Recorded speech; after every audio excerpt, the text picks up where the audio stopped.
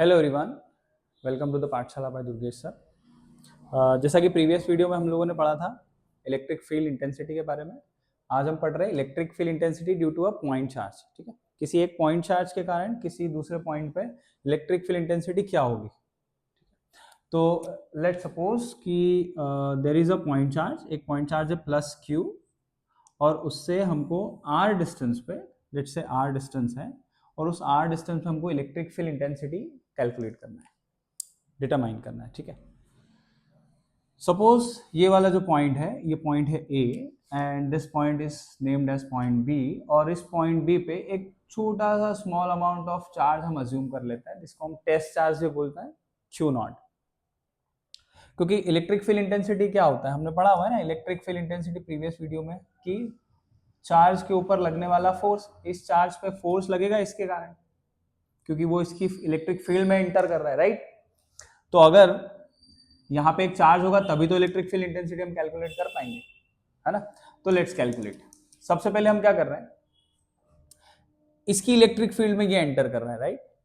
लेकिन जब भी हम देखते हैं कि दो चार्जेस हमारे पास अवेलेबल हो, देयर आर टू चार्जेस, 1 2, और उनके बीच में कोई डिस्टेंस है, तो जब दो चार्जेस और उनके बीच में डिस्टेंस होता है तो हमारा कूलम्ब्स लॉ वर्क करता है, राइट।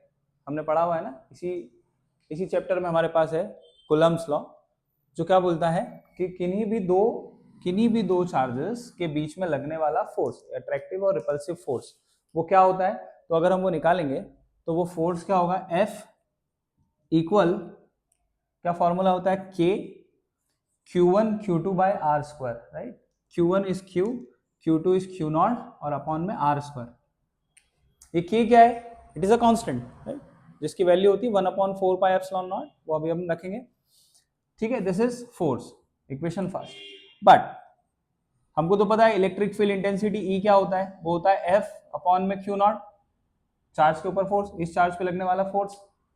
तो F की जो वैल्यू है K Q not upon R square divided by, हम क्या करेंगे, Q नॉट से Q नॉट कैंसिल आउट हो जाएगा, और हमारे पास E बन जाएगा K Q by R square, और ऐसा यूनिट क्या है इसकी, न्यूटन पर कूलम। ये K क्या है, अगर मैं इस K की बात करूं तो K की वैल्यू होती है 1/4 पाई एप्सिलॉन नॉट, ठीक है, Q by R square as it is, newton per coulomb.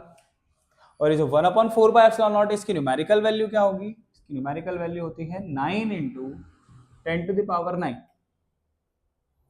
बाकी as it is Q by R square, newton per coulomb. Clear. Now ये एप्सिलॉन नॉट की अगर मैं बात करूं तो इसको हम क्या बोलते हैं, इसको हम बोलते हैं परमिटिविटी ऑफ फ्री स्पेस, जिसकी वैल्यू होती है 8.854 × 10⁻⁻12 न्यूमेरिकली। ठीक है, तो दिस इज परमिटिविटी, जो हमको कूलम्ब्स लॉ में मिल जाएगी। Is it clear.